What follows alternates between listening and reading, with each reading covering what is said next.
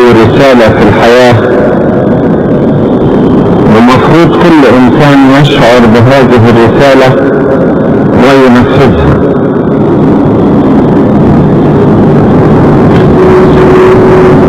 والبعض كانوا يسألوا طب ما هي رسالتي؟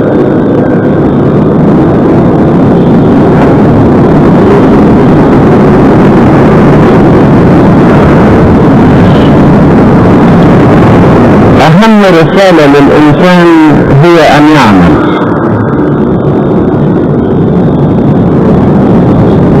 والله خلق آدم في الجنة الإنسان الأول وأعطاه أن يعمل في الجنة. رسالته أن يعمل.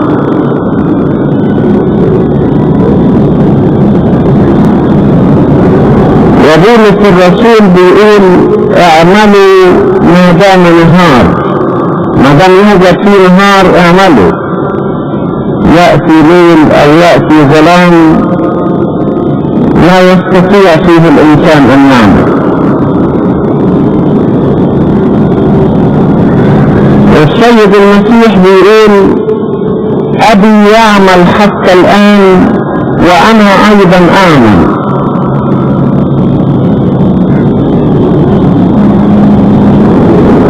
الآب يعمل والابن يعمل والروح القدس أيضا يعمل، وهو يطلب منك أنت أيضا كصورة لله أن تعمل.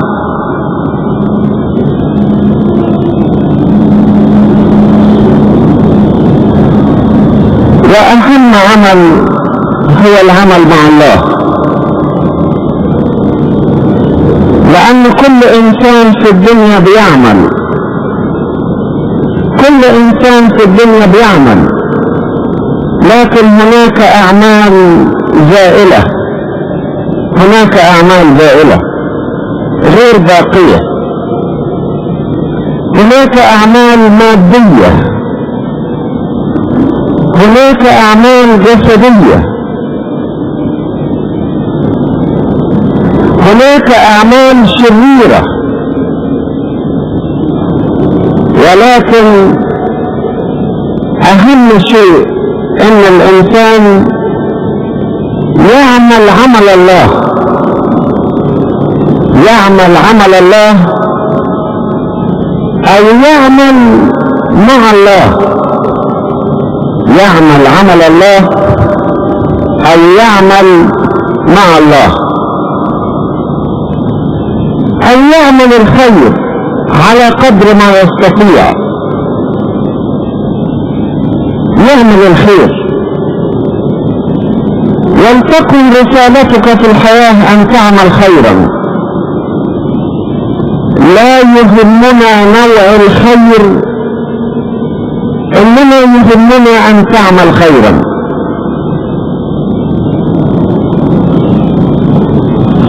هناك عبارة جميلة قيلت عن المسيح انه كان يقول يصنع خيرا، يقول يصنع خيرا، بيمشي في السكة يوزع الخير على الناس.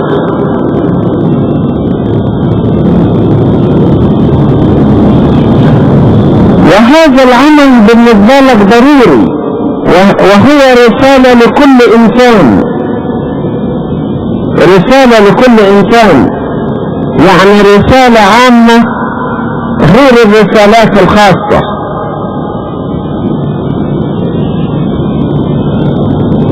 في آية قالها يعقوب الرسول يريد كل واحد يحفظها، يريد كل واحد يحفظها ويضعها شعار أمامه. الآية دي بتقول من يعرف أن يعمل حسنا ولا يفعل فتلك خطية له. من يعرف أن يصنع حسنا ولا يفعل فتلك خطية له.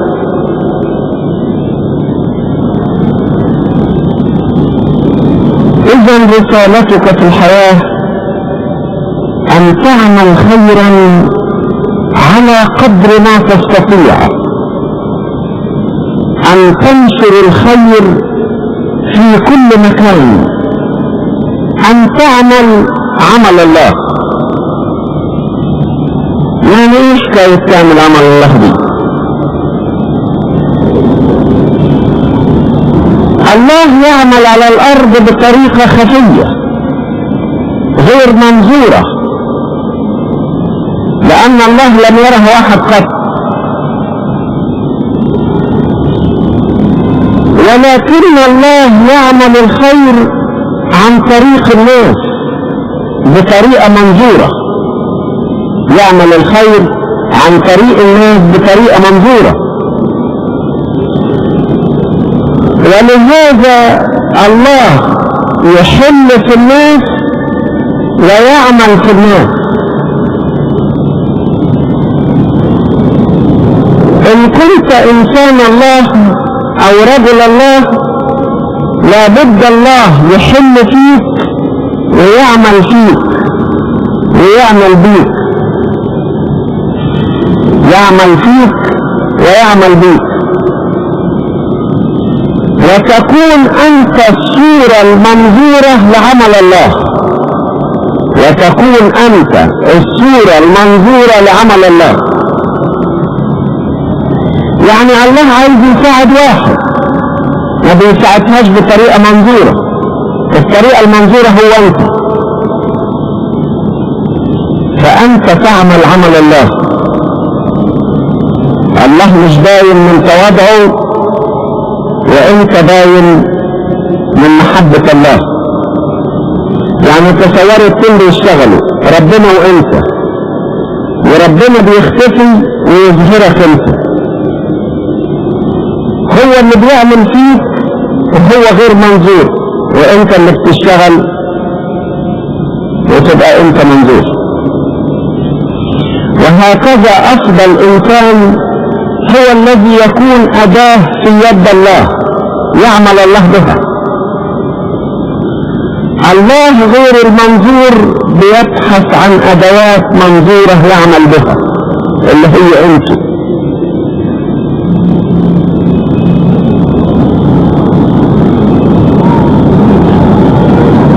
ولهذا قال بولس الرسول: لكي أحيا لا أنا لكن المسيح يحيا فيا. لكي أحيا لا أنا بل المسيح يحيا فيا. المسيح الذي يحيا فيا هو الذي يعمل الأعمال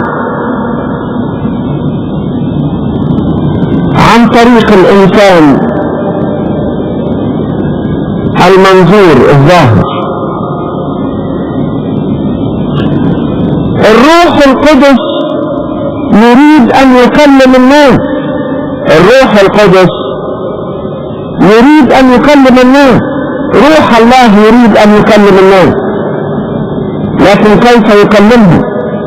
يكلمهم من فم إنسان. فلتكن أنت هذا الإنسان الذي ينطق الروح القدس من فمه، يبقى بتعمل عمل الله.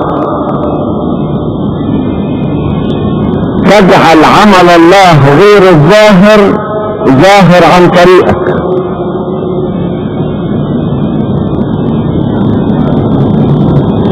هذه رسالة الناس بتوع ربنا، ان الله يعمل فيهم والله يعمل بهم والله يعمل معهم. نحن عاملان مع الله كما قال بولس الرسول، نشتغل مع ربنا. نحن عاملان مع الله. أقوى عمل في الدنيا إنك تدخل في شركة مع الله وتعمل أنت وربنا، وتبقى دي رسالتك في الحياة، إنك بتعمل مع الله، اللي بنسميها شركة الروح القدس. أنت تشترك مع الروح في العمل والروح يشترك معك.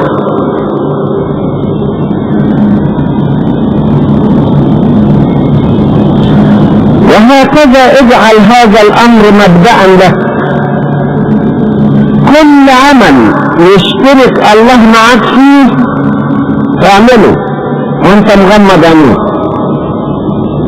وكل عمل تشعر ان الله يرفض ان يشترك معك فيه قل لا ما اشتغلوش، لا ما اشتغلوش. تقول له بدونك لا اعمل شيئا، وهو قال كده بدوني لا تستطيعون ان تعملوا شيئا. انا بدونك لا اعمل، اشتغل معايا اشتغل، ما تشتغلش هأفسد. وهكذا تدخل في شركة مع الله في العمل، وهي دي الرسالة الحقيقية. إذا وصلت إلى هذا الوضع سيكشف لك الله ما يريد أن يعمله. هو هيقول لك عايز ايه، وحينما تقول ماذا تريد يا رب أن أعمل هيجاوبك، سيكشف لك طرقه.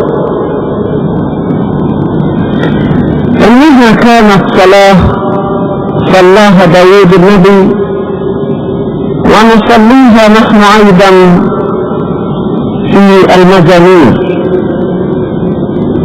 عرفني يا رب طرقك فاهدني سبلك. عرفني يا رب طرقك فاهدني سبلك. الله يكشف لك الطريق الذي تسير فيه، وهكذا تعيش في حياتك تحت قيادة الله نفسه. لا يقودك فكر بشري، إنما يقودك الروح القدس. وإن كنت تحت إرشاد بشري فهو إرشاد يأخذ من الروح القدس، يأخذ ويعطيك.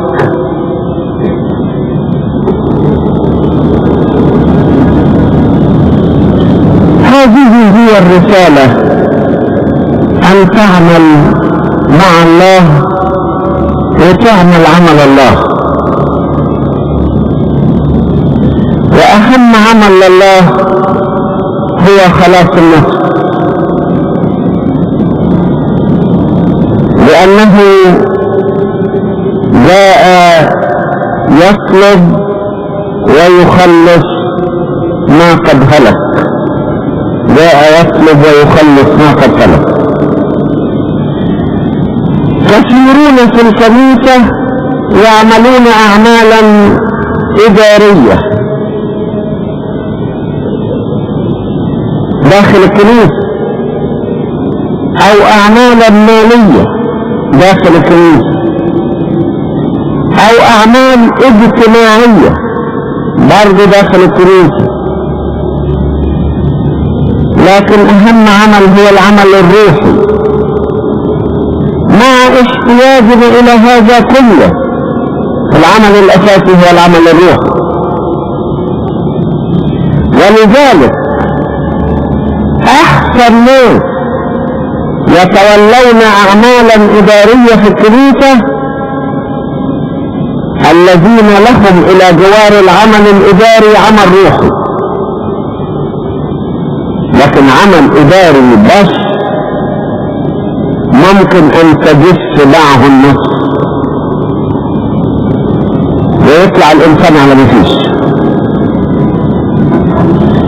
يا ليتنا ندرب العاملين في الكنيسة على أعمال روحية، ولا تكون أعمالهم إدارية محضة أو مالية محضة أو اجتماعية محضة. لازم العمل الروحي يكون للكل، وتكون الأعمال الأخرى إضافية، لكن العمل الروحي هو الأساس. لا تعزي نفسك بان ليك عمل في الكنيسة وتكتفي بيه ويكون بعيد عن الناحية الروحية. الناحية الروحية هي الاساس، هي الاساس. كل الاعمال التانية تضاف ليها.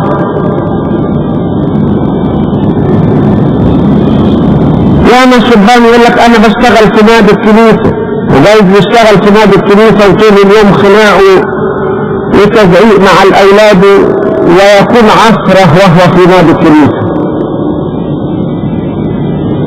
ليه؟ لانه لا يعمل عمل روحي.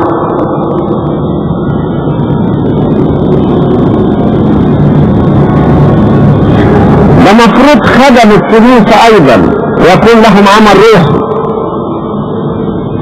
ولذلك ياما بنشكر من الارابي والايم في الكنيسة والبواب وغيره لان ما لهمش عمل روحي.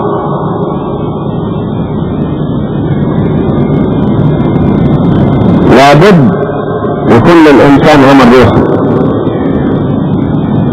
العمل الذي يريده الله هو خلاص النفس. كل الامور الباقية ما ملهاش قيمة عنده. ولذلك تلاحظوا ان المسيح سلم الصندوق بتاع الكنيسة لواحد يعني بيعمل فيه زي ما هو عايز.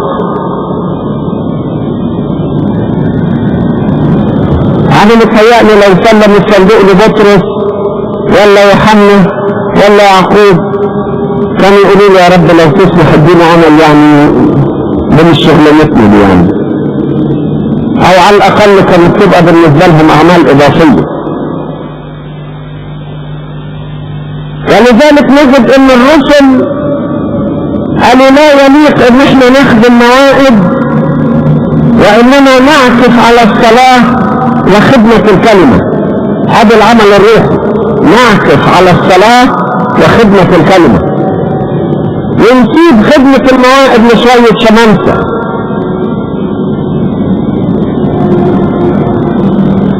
انا هنا اسأل سؤال، طب الشمامسة بتوع خدمة المواهب عملهم الاساسي خدمة مواهب؟ ابدا ابدا، محدش قال كده.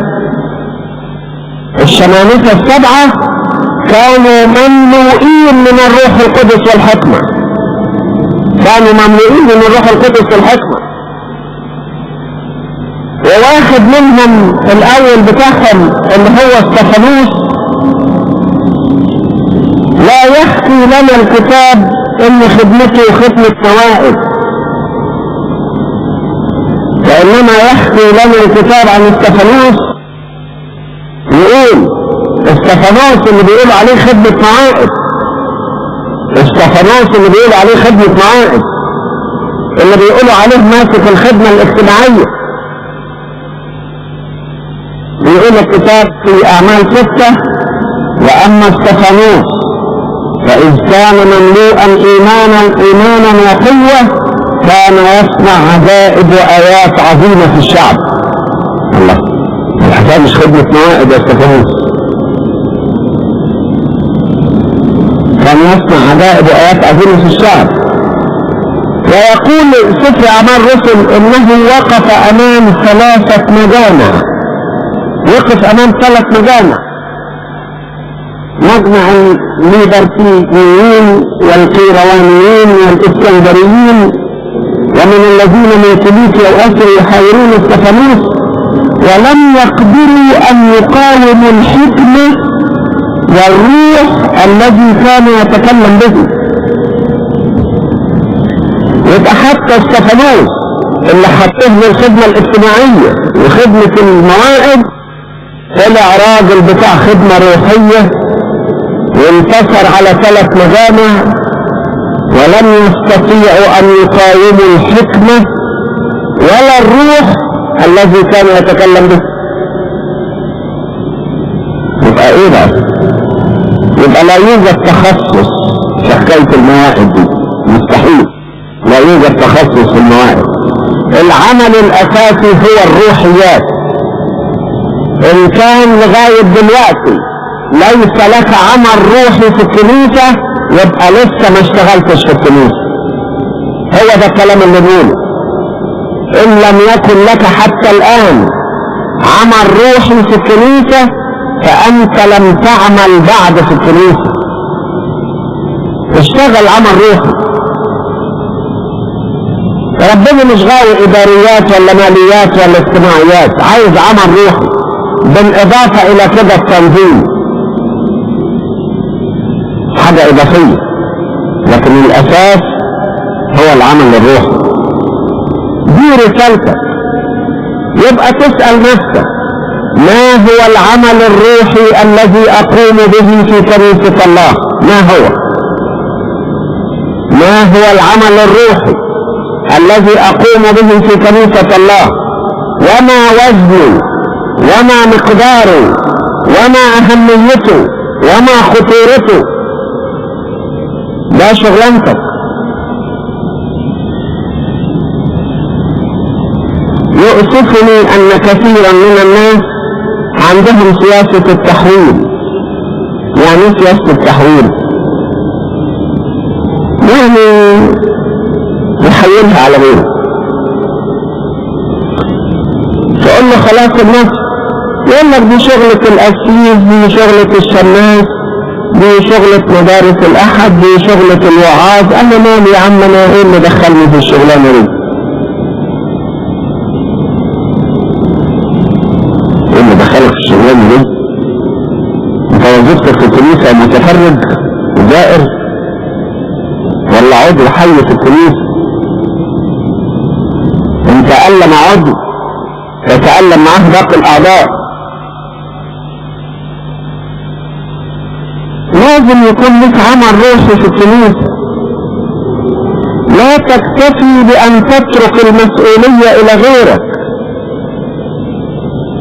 أو إنك أنت تنتقد غيرك. لا تعمل وتنتقد العاملين، لا تعمل وتنتقد العاملين. صدقوني إن روب القضاء لم يوجد أحد لم يلبسه بعد. كل الناس غاويين يلبسوا الروب بتاع القاضي مهما كانت وظيفته. يكون قاضي زائد كذا، قاضي زائد كذا. في حد فيكم ما اشتغلش قاضي قبل كده وما بيشتغلش؟ الكل قضاة زائد وظائفهم الأخرى، بس قضاة مش على أساس. يعني القاضي بيحقق ويعمل، لكن احنا قضاة بلا تحقيق. اهو قاضي بس الصيت ولا الغنى. هناك من لا يعمل وينتقد العاملين، وهناك من لا يعمل ويقترح اقتراحات نظرية على العاملين مش معقول تتنفذ أبدا. يحملون الناس أحمالا ثقيلة الحمل لا يستطيع واحد منهم يحركها بأصابعه. اعمل، خش كده وحط كتفك تحت الحمل وشيله من الناس، مش تزود على الناس أحمال بالانتقاداتك. خش وحط كتفك تحت الحمل وارفع معاهم كده، زي سمعان القيرواني دخل وحط كتفه تحت الصليب ورفع الصليب مع المسيح. فكن قيروانيا ايضا في حياتك. اشتغل. ان لقيت عمل فيه سلف بدلا من ان تنتقد السلف، خش واشتغل.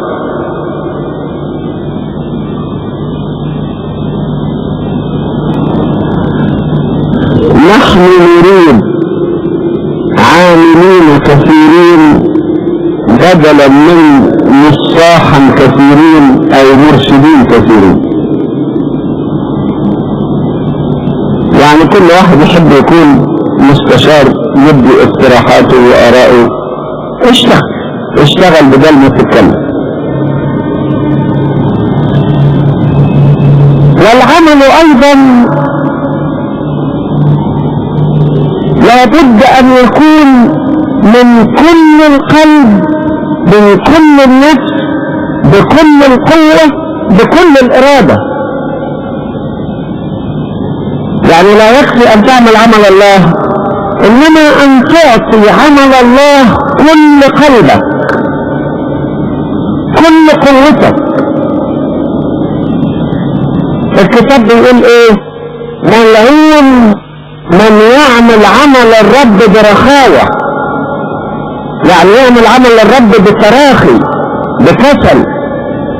ملعون من يعمل عمل الرب برخاوة. اشتغل في ربنا، اشتغل بكل قوتك. المسيح بيقول لملاك كنيسة افسس، بيقول له ايه؟ انا عارف اعمالك وتعبك وصبرك. انا عارف اعمالك وايه؟ وتعبك وصبرك، وانك تعبت من اجل اسمي ولم تكن. تعبت من اجل اسمي ولم تكن. لذلك اولاد الله الذين عملوا عمل الله عملوه بكل جدية، بكل قوة، بكل القلب، بكل النفس. وهذا هو الفرق بين العامل الناجح والعامل الفاشل في كرم الله.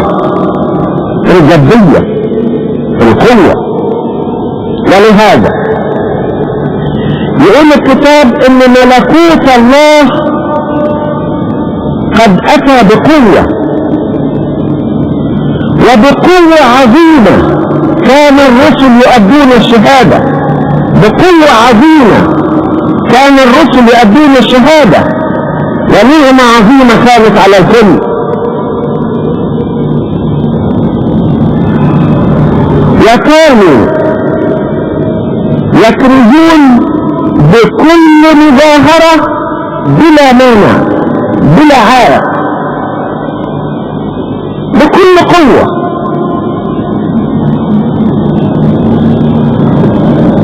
وهذا هو الروح الناري الذي حل على التلاميذ. لم نجد اطلاقا احدا منهم عمل بكسل او بتراخي، بكل قوة. من يفطر وانا لا التفت، كما قال بولس. من يفطر وانا لا التفت. لما دخل بولس اثينا ووجد المدينة مملوءة اصناما، يقول الكتاب احتدت روحه فيه. احتدت روحه فيه، زي ما بيقول غيرة بيتك اكلتني. نار موجودة جوه بتاكل القلب، بتاكل المشاعر، بتاكل الفكر. عمل جبار يشتغل بعنف. داود بيقول، اقسم داود اني لا ادخل الى مسكن بيتي. شوف القوة.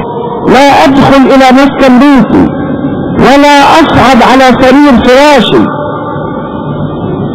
ولا اعطي لعيني نوما ولا لاجفاني نعاسا ولا راحة لصدغي الى ان اجد موضعا للرب ومسكنا لإله يعقوب.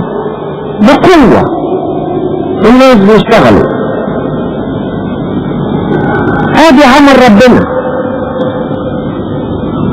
في انسان بيعطي الله جزء من وقته او فضلات وقته او تعب وقته او باقي وقته، وفي انسان بيدي ربنا بيديله خير الوقت وكل الوقت. خير الوقت وكل الوقت، زي ما قيل عن هابيل انه قدم من ابكار غنمه ومن سنانها. أنت تعطي الله وقتا، ما كمية الوقت وما نوعية الوقت. قد ايه بتدي ربنا؟ ساعة في الأسبوع؟ ساعتين؟ يعني ايه ساعة في الأسبوع؟ الأسبوع 168 ساعة، واحد على 168 ساعتين، 2 على 168 يعني ايه؟ 1 على 84 يعني 1.4%. يعني ايه اللي بتديه ربنا يعني؟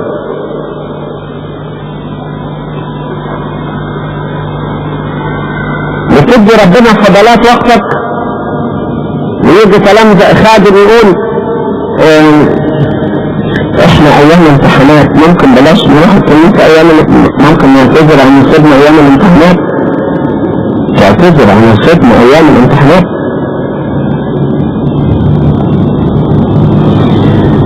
الأرملة أعطت من أعوازها. شوفوا أعطت من أعوازها يعني إيه؟ فهل أنت تعطي من أعوازك، من احتياجاتك؟ تعطي من أعواز صحتك؟ تعطي من أعواز وقتك؟ تعطي من أعواز قوتك؟ قيل عن يوحنا الحبيب اللي بلغ من السن أزيد من 100 ما كانش بيقدر يتحرك، كانوا بيشيلوه كده، بيشيلوه على نقالة ويروح الكنيسة يقول لهم يا أولادي حبوا بعضكم بعضا. كلمتين بيخرجوا من فم واحد شيخ مهدم لهم تأثير أحسن من 100 عزم بتاع الشباب. المرض ما يمنعش، عمل ربنا بقوة. 12 واحد بقوة كرزوا بالإنجيل للخليقة كلها. طب نشكر ربنا دي الكنيسة فيها ل 8000، بتقدروا تعملوا عمل ال 12؟ 12. شوفوا كل واحد من ال 12 ده كان ايه بقى؟ كل واحد من ال 12 ده كان ايه؟ ولذلك مش المهم في كثرة الخدام بقدر المهم في جدية الخدمة والروح القدس العامل فيها. فانت تعمل عمل الله وتعمل مع الله وتعمل عمل روحي وتعمل بقوة وتعطي العمل كل قلبك، كل قلبك. عارفين من الناحية العملية زي ايه؟ زي تلاقوا كنيسة فيها لجنة من 10 تنفار كلهم اعضاء، ولكن واحد منهم قلبه على الخدمة، الخدمة بتاكل في قلبه، تلاقيه ليل ونهار جوه الكنيسة وهو اللي شايل الشغل كله، هو اللي شايل الشغل كله، ويشعر الجميع انهم ما يقدروش يستغنوا عنه، هو اللي شايل الشغل كله. شاعر بالمسؤولية. الشعور بالمسؤولية بيخلي الانسان يعطي القلب كله. كمان عملك لله لا يحتاج الى وصايا كثيرة، انما يكفي ان يكون مملوء بالحب، مملوء بالحب. يعني ايه مملوء بالحب؟ يعني محبة كبيرة جدا لربنا ومحبة كبيرة جدا للناس، هي عماد الخدمة كلها. ان وجد فيك هذا الحب قدرت تعمل عمل ربنا كله. وده الفرق بين الخدمة الجافة والخدمة الروحية، ان الخدمة الروحية فيها حب، ناس بيشتغلوا بحب. من غير ما نخش في التفاصيل،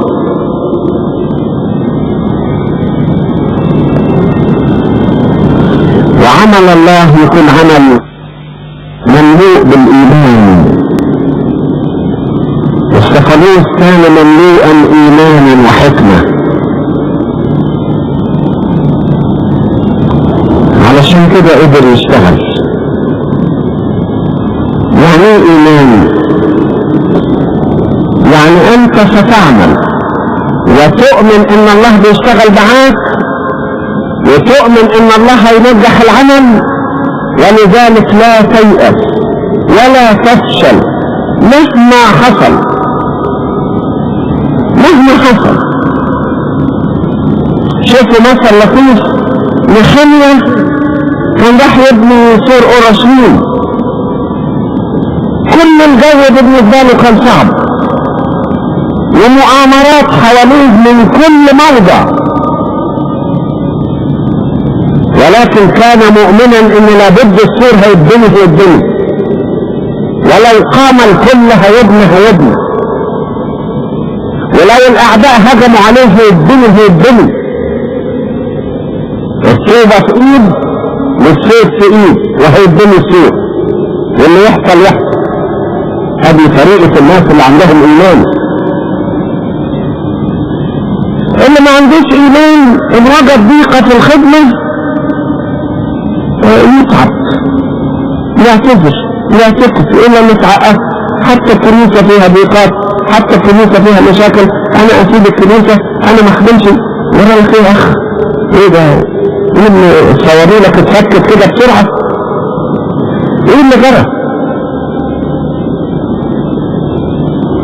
لقى تعب ولقى مشاكل. ده انت لو لقيت موت تخش برضه وانت مؤمن ان العمل هيتم مهما كانت المشاكل. مدام عمل ربنا هنشتغل فيه. عارفين الانسان المؤمن يقول انا هشتغل ولو وقفت لوحدي كده، لو وقفت لوحدي برضه هشتغل، ولو الكل قال مفيش فايدة انا برضه هشتغل، ولو الكل قال مفيش فايدة انا برضه هشتغل. ليه؟ مؤمن ان الروح القدس معايا، مؤمن ان ايد الله معانا، مؤمن ان ربنا هو اللي بنبني البيت مش احنا، وان لم يبني الرب البيت فباطلا تعب البناؤون. هذه طريقة الانسان المؤمن بالعمل والمؤمن بان الله بيعمل. يعني يكون مؤمن بحاجتين، مؤمن بالعمل ذاته، مؤمن بالخدمة ذاتها واهميتها، ومؤمن ايضا بان الله بيشتغل، ومؤمن بان لابد سينجح العمل، لابد ينجح مهما حصل. وهذا الايمان يعطي قوة، يعطي المعيا قوة، يعطي المعيا قوة. يعني اللي عنده اعياء يلاقي قوة لبسته وبيشتغل فيها. وبعد كده في عملك مع الله لا تختار نوعا معينا من العمل ان كده لا بلاش، لان كده لا بلاش يبقى انت بقى اللي بتفرض على ربنا فرض، مش ربنا بيختار لك. زي واحد يقول لي اشتغل متر عمره ما ينفعش،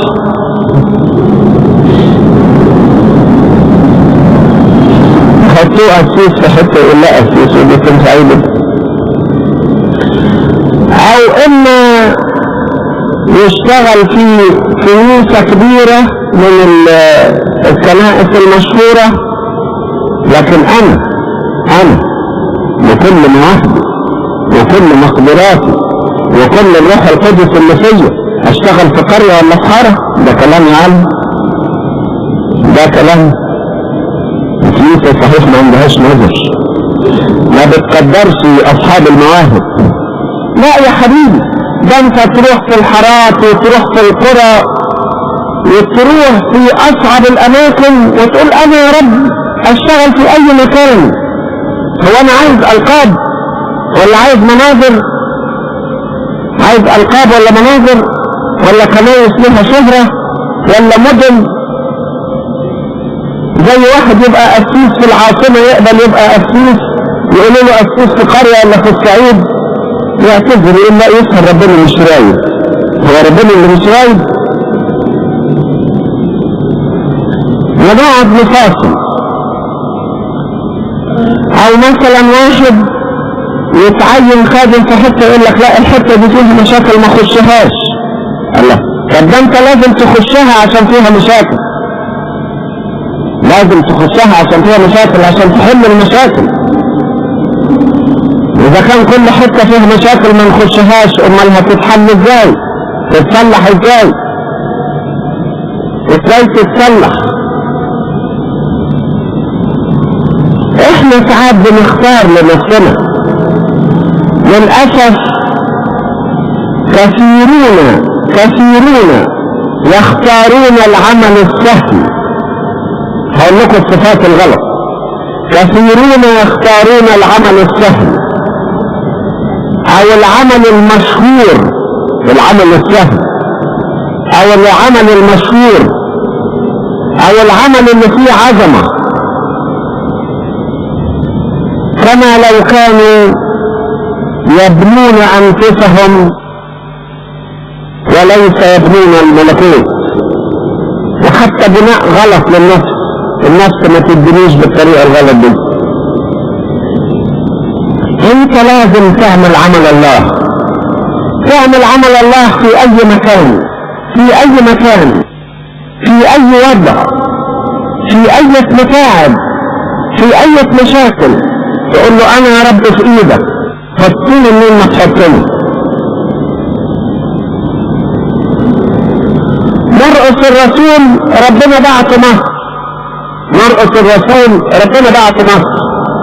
مصر ما كانش فيها ولا كنيسة، مفيش كنايس في مصر، مفيش استعدادات، ولغة مختلفة وثقافات مختلفة وأديان مختلفة، وفيها الديانة الرومانية واليونانية واليهودية والمصرية القديمة وحاجة مش معقولة. ومفيش إمكانيات، مفيش إمكانيات. لكن راح انا متهيألي لو في ايامنا دي وربنا بعت لنا مرقس كده نبعته